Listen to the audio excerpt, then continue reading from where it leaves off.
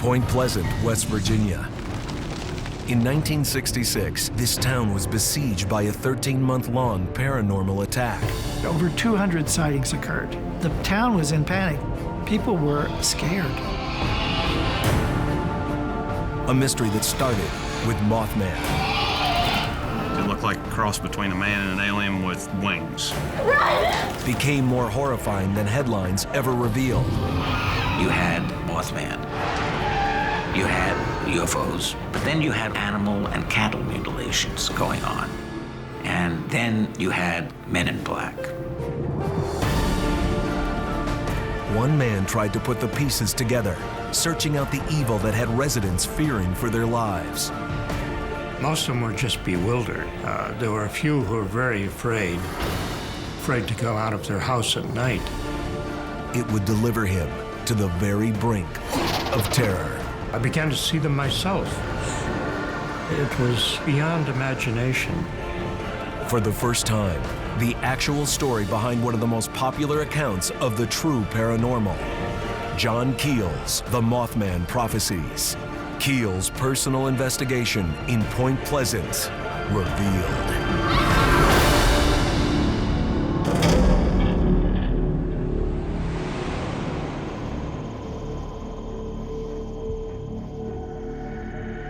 I suppose if there was a place where the monster could exist, the TNT area would be a perfect place for it. It's a maze of abandoned buildings. TNT area back in that age was just a party place for kids. They could do bonfires back then, and it was just a dark, desolate area away from the city. Cool. You want a jacket? Two young couples who were hanging out in a lover's lane of sorts. One of the four people suddenly saw what looked like two big red bulbous eyes that had a penetrating kind of quality to them. Let's go! It was some kind of creature, an immense bird, 7 feet tall. That was the first sighting of what would be called Mothman.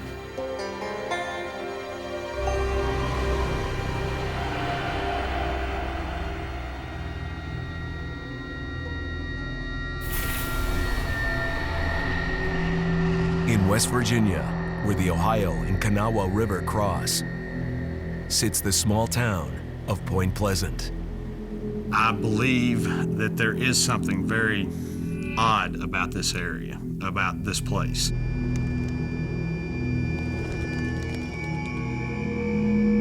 I also believe that a lot of the people that come from here, there is a dark cloud over them, no matter where they go.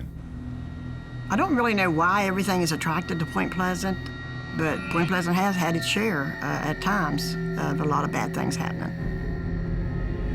From November 1966 until December 1967, a string of bizarre monster encounters plunged this quiet industrial community into the grip of terror. Straight into this town-wide panic stepped a man with a lifelong quest to understand the mysterious. As a teenager in the 1940s, John Keel heard radio reports about flying saucers. The question, ladies and gentlemen, is do they exist? It captured his imagination. Keel would grow up to be a writer, still fascinated with stories of the supernatural.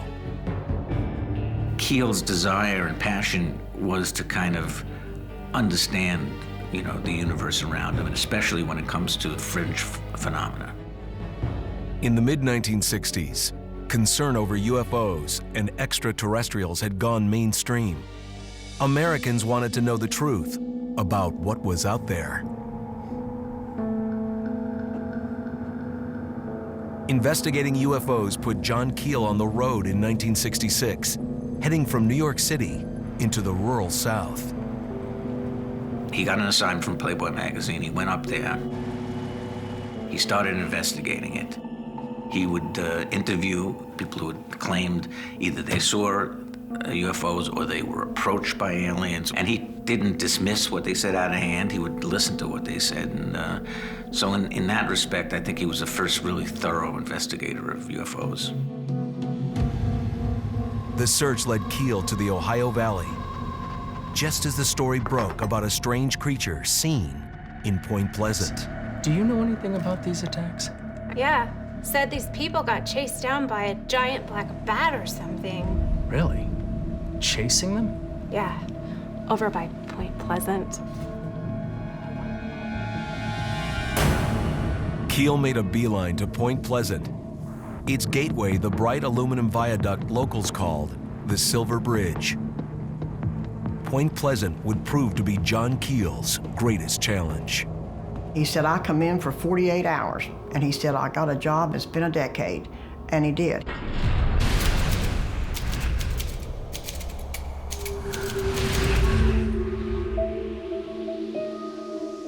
Five reports so far. 5, really? Yeah. The first thing John does when he gets to West Virginia is immediately Can I help you, fella? go to the local police I'm a journalist. I'm from New York City. to show his credentials so that they wouldn't think he was a total nut. My name is John Keel. Because, as you know, the UFO field is riddled with total nuts. I was hoping to do some writing about the sightings that have been reported around here.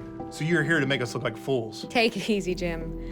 Why don't I take responsibility for this gentleman while he... Keel found a collaborator in Mary Heyer, a reporter that had already written about the strange sightings. Okay, Mary. I would say because Mary was well-known and well-liked, that's when a few people opened up their eyes and paid attention to what was going on. You seen yesterday's paper? Not yet. I think they thought by Mary reporting it and knowing a few things about it made it more real to them. She knew everybody in town.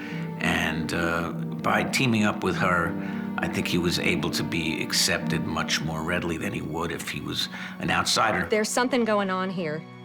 How about you and I? We figure out what it is. And they began to investigate the phenomena as a team. Over the next few weeks, the dark-winged creature was seen again and again. There were hundreds of sightings, all even up and down the Ohio River. You had long hair when I met you. Andy Colvin, born and raised in Point Pleasant, was 7 years old at the time of the sightings. I was going with my parents, and we always took one route to the bowling alley. We would drive up the north side of the Kanawha River.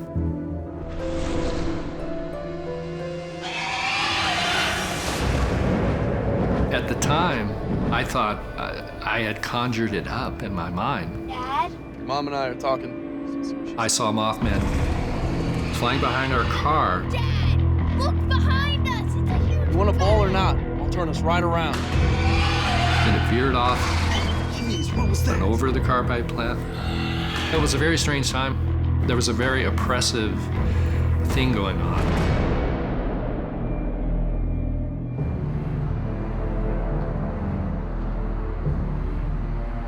With the town awash in rumor, John Keel and reporter Mary Heyer put the word out, asking witnesses to come forward. And then all of a sudden, it went right over the top. It wasn't just one or two people, and it was every demographic. It was parents, it was teenagers, it was little kids.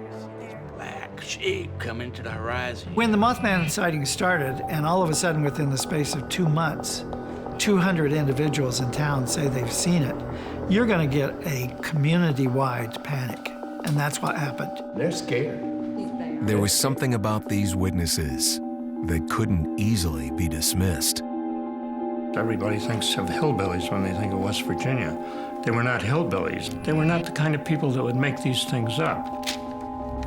There must be 100 accounts here. We can add one more to that. Who? My niece.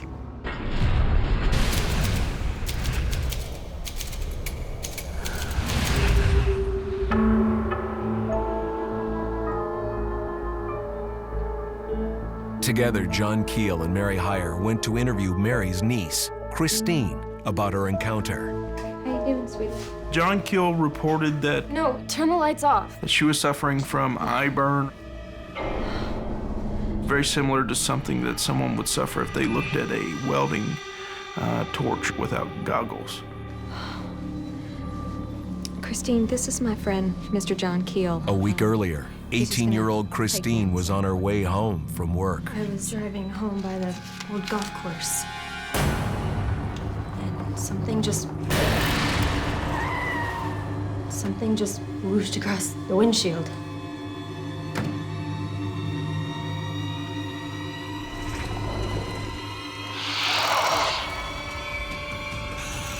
Her heart was racing fast, and she thought, is that thing going to come towards me? Am I going to be able to get out of here?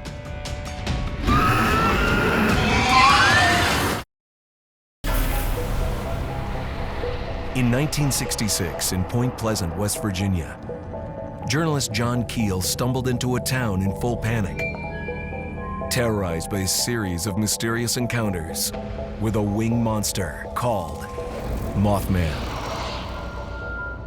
When Hollywood made a movie of Keel's account, the story was changed. The actual events in Point Pleasant were far stranger. There wasn't anybody that didn't know somebody in town that had seen Mothman. That's a highly concentrated pool of sightings and of eyewitnesses. One of the first to report a Mothman encounter was the niece of local reporter Mary Heyer. When Keel found her, the young woman was traumatized, her eyes severely burned. I was driving home by the old golf course. She was working down at a little Chinese restaurant that we had, and she was going home. And in the open area where a golf course sits now, she said that she saw this figure. Something just whooshed across the windshield.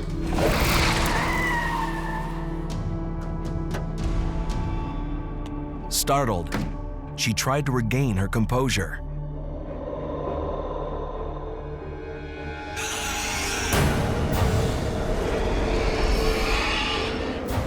Her heart was racing fast, and she thought, is that thing going to come towards me? She described the eyes as being glowing red, almost like bicycle reflectors. It was so overpowering to her.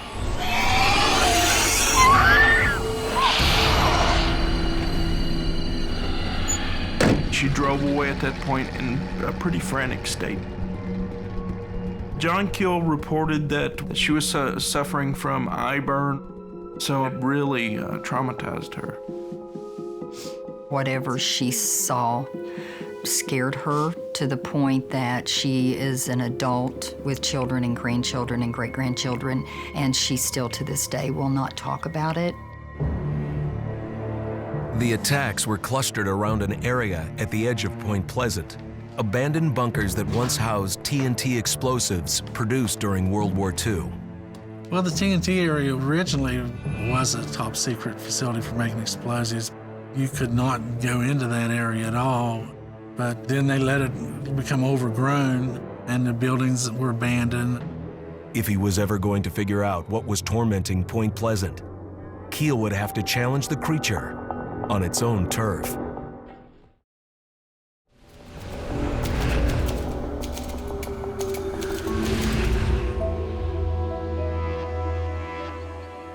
John Keel and Mary Heyer went to the TNT bunker area with a group of around 5 people. It's just an old rusty building. You guys ready? I don't think I can do it. I'm scared. I'm with you. Let's go.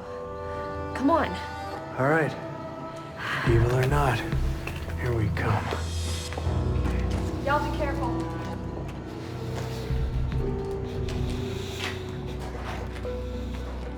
Inside of the plant, John Keel looked around. All they had was his flashlight. It was around 9 p.m. at night. What is that?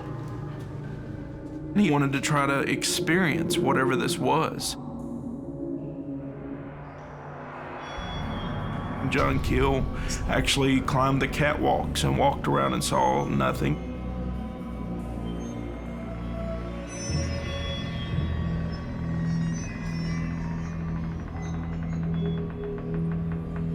When they were going to leave, she turned around and immediately became frantic.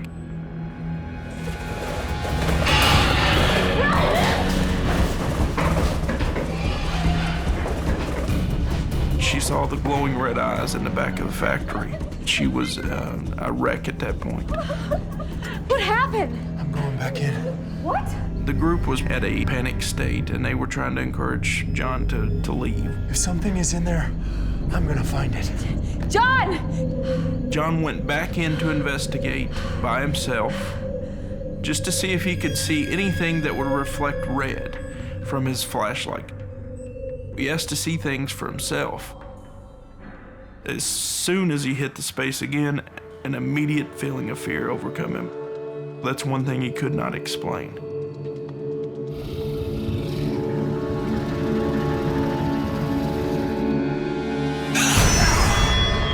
The people on the outside heard a very loud metallic noise. They saw a humanoid figure.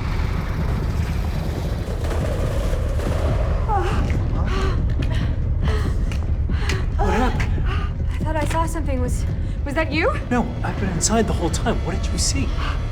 Guys, my ear is bleeding. After she had heard the sound, one of the lady's ears started to bleed.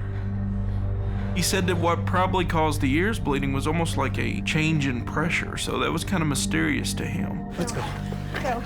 Go. In the days to follow, that first trickle of blood would turn into a stream of baffling, blood-spattered events. There'd be lights in the backyard. The dogs from the house would go out to meet the lights, barking crazy. And then the next day they may find the dog with a slit in his throat and all the blood drained out of it. Yeah, I thought I'd seen everything until I saw this. In 1967, while investigating UFOs, pioneering paranormal researcher John Keel stumbled into something much stranger. Residents in Point Pleasant, West Virginia, were besieged by a mysterious winged creature known as Mothman. The terrifying encounters took an even stranger turn when dead dogs turned up drained of blood. Was Mothman on a blood hunt, or was the culprit something otherworldly? One night near Point Pleasant, two Red Cross workers driving a bloodmobile were headed south on Route 2. Their van loaded with fresh blood.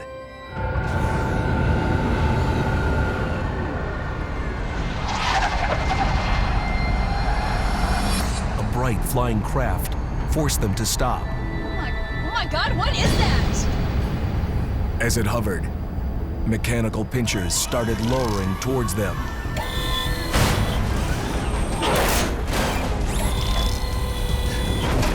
We gotta get out of here. The UFO might have carried them off, but when headlights from approaching traffic appeared, they were saved.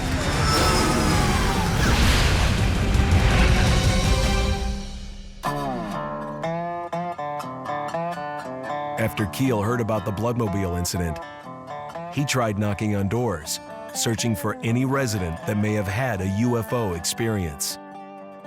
He was one of the first people to link what was happening up in the skies with what was happening on the ground. Yeah, I thought I'd seen everything until I saw this.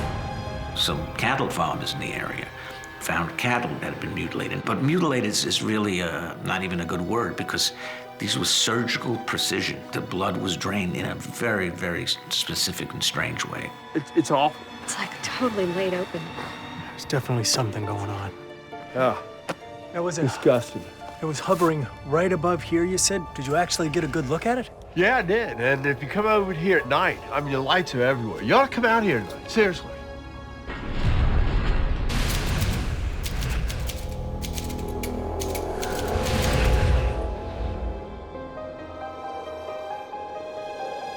By spring 1967, Keel was certain something phenomenal was building in Point Pleasant. For several nights near the farm at 5 Mile Creek, Keel and Mary Heyer staked out a hilltop, hoping to communicate with the intelligence behind the UFO encounters. John would carry with him a huge flashlight, and he decided he was going to try to start signaling to the crafts up there. On April 1st, 1967, I see it. You see that? I do. they made contact. What are you doing? I'm gonna try to communicate with them using Morse code. What are you saying? I'm telling him to descend. John described the UFOs almost as if it was alive, almost if it was some type of creature itself. It was very intelligent in its behavior. Did you see that? He responded. If you flashed a flashlight at them, they'd respond, they'd flash back. I saw a lot of these lights. In fact, I saw so many of them, I lost count. I mean, has it been like that? Is it like right there? Look. It's almost like nothing. It almost looks like it's red now. Night after night, residents from across the valley came to the hilltop, hoping to see a UFO. And many of them did. You see how bright it is? Weirdest damn thing I ever seen, man. I was real skeptical about UFOs. I didn't think that was real. I didn't think it was possible. Till my brother seen one. He said it was the brightest light he ever seen. I did spend a lot of time with Mary. She would say, let's go and see what we can see, and we would stay all night. She was hoping that whatever this was, that people would be fortunate enough to see it where she could write about it in more detail. Is it like right there? Look. It's like bigger. These inexplicable lights in the sky also drew a few unwelcome visitors to the West Virginia town.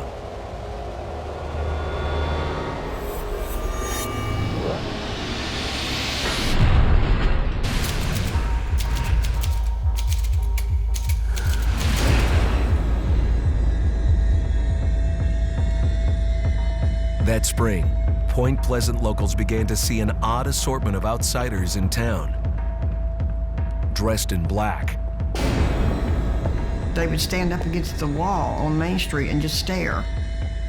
I seen them myself. We thought they were government. I think most of us did. At that time, I thought, they're government and they're put here to watch people. And I couldn't figure out what was they watching. Some say the so-called men in black are government agents. Others insist they aren't really human. I just thought they were going to pick somebody and then interview them or talk to them, ask them questions. One they seemed to have picked was local reporter Mary Heyer.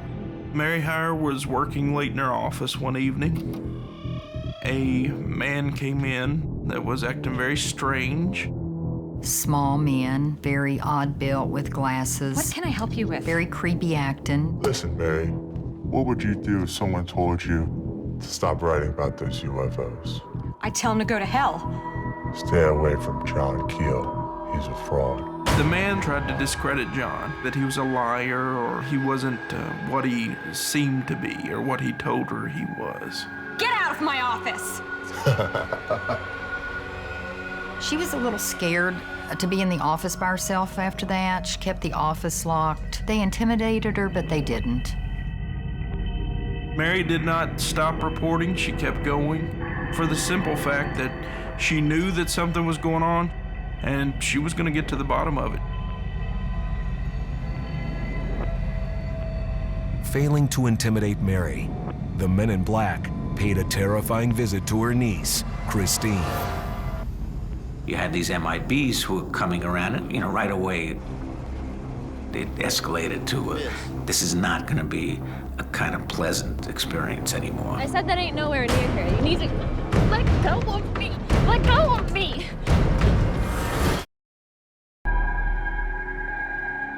Point Pleasant, West Virginia. In 1967, a series of strange supernatural events unfolded. In that town, a lot of people were very scared. They wanted to know when the Mothman was going to reappear. Was it going to chase my car? Many residents were certain extraterrestrial visitors were watching from above. Then, an even more sinister presence invaded on the ground. Author John Keel and local reporter Mary Heyer teamed up to investigate. But by the spring of 1967, the investigators were growing paranoid. Especially when mysterious men in black tried to kidnap Mary Heyer's niece. Miss, excuse me, miss. A black Cadillac pulled up with a man inside that was dressed in a black suit. The man in the car asked for directions to lure her closer to the vehicle. I said that ain't nowhere near here. You need to let go of me. Let go of me. She was very frantic. It really traumatized her. She actually hid in her bedroom, and she didn't know if this man had followed her or not.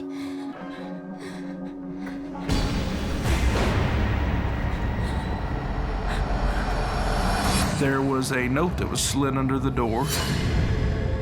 Was the note a warning directed at John Keel and Mary Hyer's investigation? She was Mary Hyer's niece.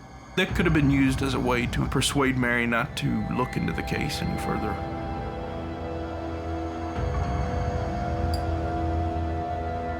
During John's investigations, after the Mothman sightings, there were sightings of men in black, there were disappearances. He was kind of like looking over his shoulder and wondering if that car that's going through town is somebody investigating him. He was a little paranoid. In the summer of 1967, John Keel returned to New York, yet the mysteries of Point Pleasant continued to haunt him.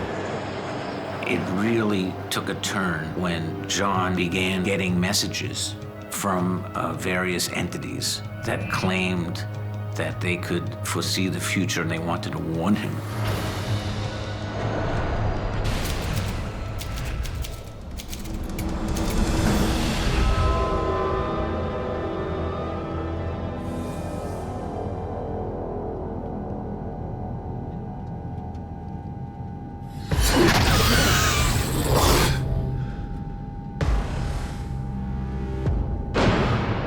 He felt physically in danger because there were times when these men in black would start following him. Having a pleasant evening?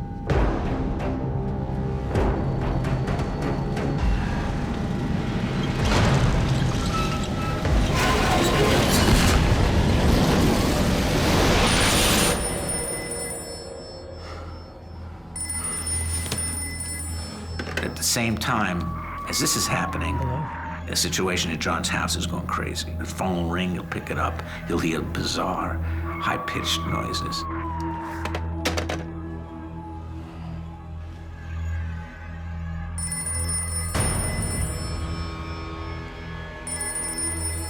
So John became convinced that his phone was being tapped. He actually was able to convince New York Telephone Company Who is this? to let him go to the main station and trace his line. Do you hear me? Stop it!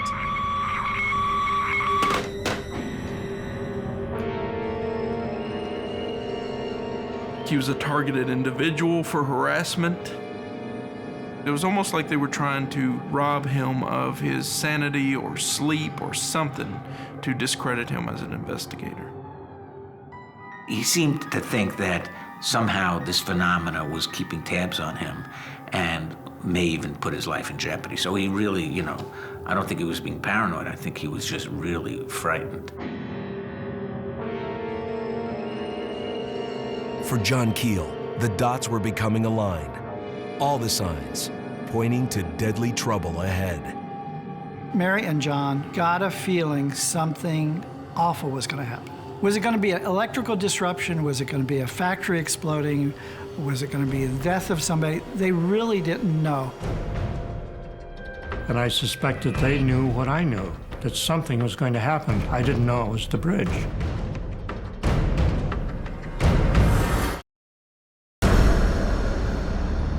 In 1967, journalist John Keel had spent nearly a year traveling to Point Pleasant, West Virginia. An entire town wrapped up in a real-life nightmare. Animal mutilations, UFO sightings, mysterious men in black, and strangest of all, a menacing monster known as Mothman. Paranormal panic occurred within the town. You would have people seeing things inside of their bedrooms and then the figure would vanish. You would have people hearing things. It just seems like that it continued to get weirder and weirder and weirder.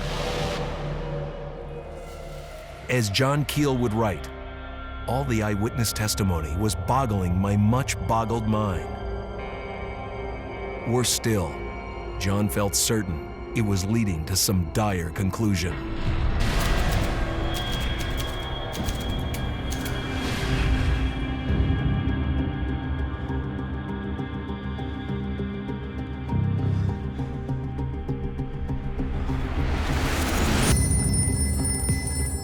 I was planning to go back down to West Virginia in December of that year.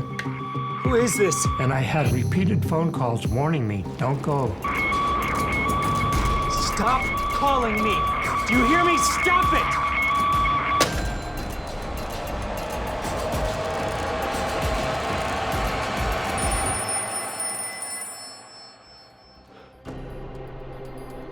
In West Virginia, Keel's investigative partner, Mary Heyer, was receiving her own prophetic warnings.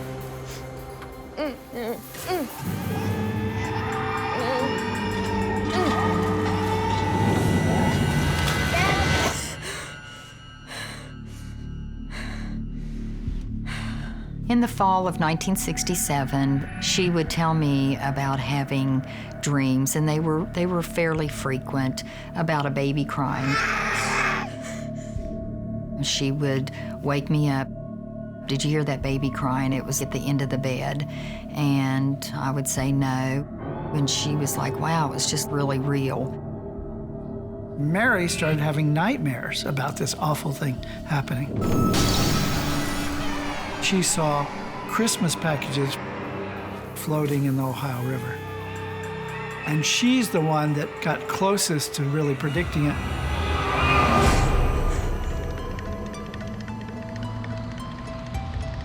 On December 15th, 1967, John Keel was still in New York City.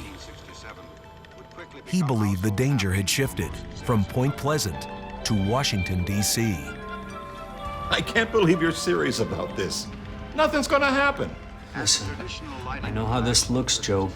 But please, keep the flashlights ready. John had actually gotten a tip from a man in black that when the White House Christmas tree was lit, that there would be a blackout on the East Coast. So he was home and he was watching for that. Here comes the president. God help us.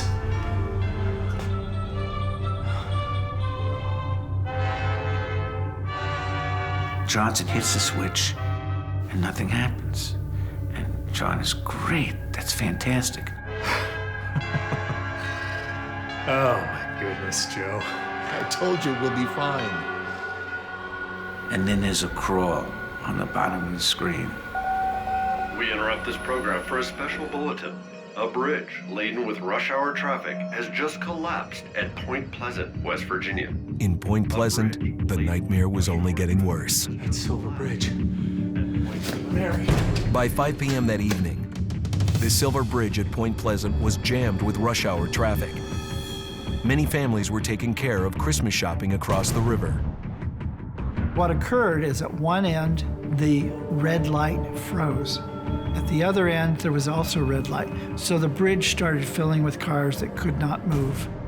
And all of a sudden, I-bar number 13 broke and the bridge collapsed.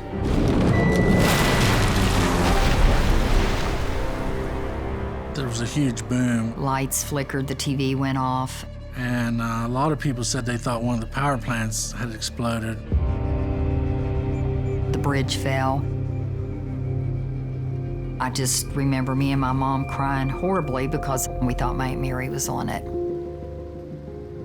My mother was right beside the bridge the day it fell, and when she ran out through the flood wall, she told me all she could see were cars and Christmas gifts floating in the river.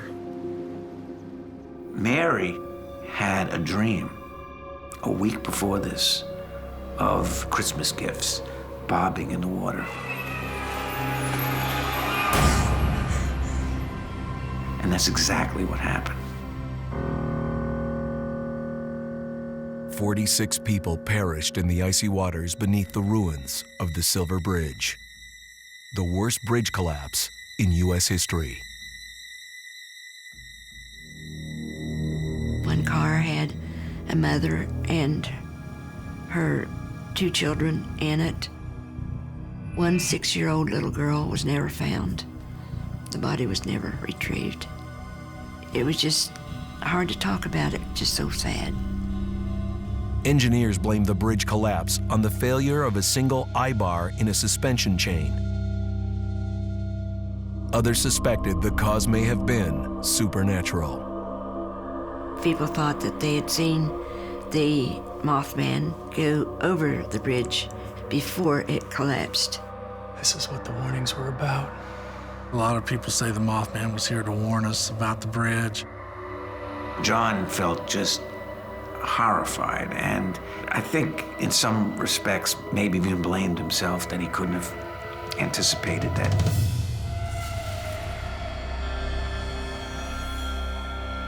John Keel and Mary Hyre remained friends and continued to correspond until her death in February 1970. 13 months to the exact day after that incident, Mary Hyre died of a mysterious illness. I think the timing is interesting. 13 months after the sighting, eye-bar 13 breaking. 13 months later, Mary Hyre definitely dies. I really, in my heart, believe Mary was scared to death, frightened to death, because she didn't live very long. She was only 56 when she died, and it had something to do with this. What John Keel began searching for in Point Pleasant, others have come along to investigate. Now, one man has proof. Mothman never went away. It was a black silhouette, very thin. It just started coming right for me.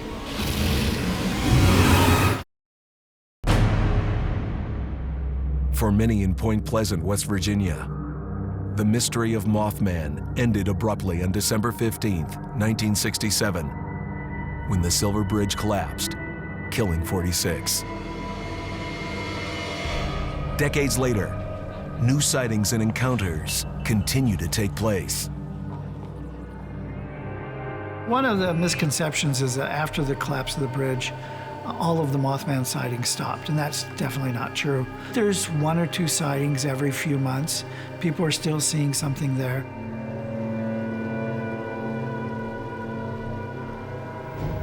Andy Colvin grew up in Point Pleasant, hearing the legend of Mothman. At the age of 7, from the back of the family station wagon, Andy caught a glimpse of the strange winged phantom.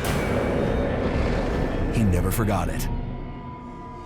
When I was a child, we didn't call it Mothman, we called it the bird. And then in 1993, I saw this book by John Keel, Mothman Prophecies. I was like, what is this? And I read it, and I'm like, well, that's the bird. He's writing about the bird, and it just blew me away. And I really started becoming more interested in the topic then. Recently, Andy and 2 friends went back to Point Pleasant to investigate the truth. We felt the pressure change. The crickets stopped chirping. It felt very cold. This was a 90+ degree night. Suddenly we're shivering. Out of nowhere, a curtain of light began to form. That's when we saw a shimmering curtain.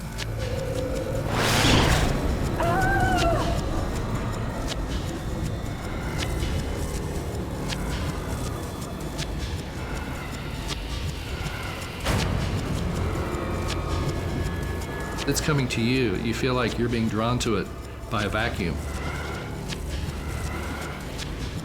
We saw shimmering, wispy beings in front of us in this curtain, this shimmering curtain, examining us from every angle.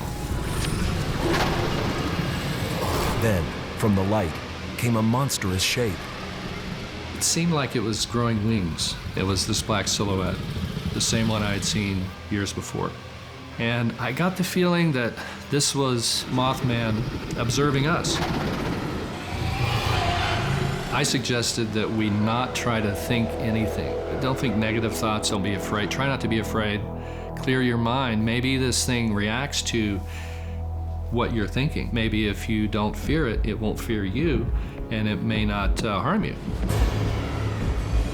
Andy Colvin saw only one way out, through the veil.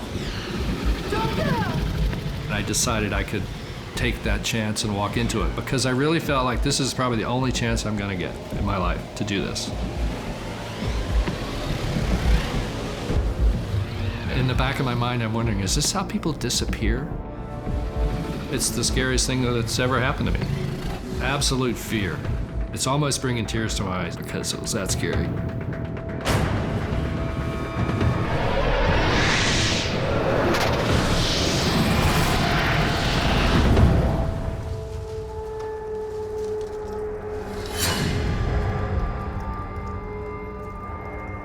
Somehow I was able to do it and survive, and I feel very lucky.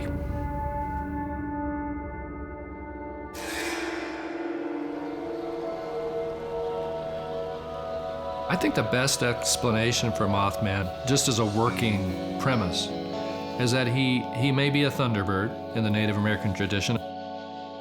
In those traditions, people that see the Mothman, they are considered to be blessed. It could be that we're looking at a force here that's so close to the source of reality that it doesn't, that the ideas about good and evil don't really fit it. There's many theories about what the Mothman actually was. Was he some type of ancient being? Some type of creature from another planet? Or something that's ancient that we may not understand that may exist in another dimension? For the rest of his life, John Keel struggled to make sense of the 13 months he spent in Point Pleasant. His research would turn into a best-selling account of the events, one of the single most popular books ever to explore the unexplained. Keel dedicated the book to Mary Hyre and the people of West Virginia. John Keel's attempt to understand the monsters that plague Point Pleasant has inspired countless others to conduct their own search for hidden truths. The unknown is out there. The universe does not exist as we think it exists. And we don't exist as we think we exist.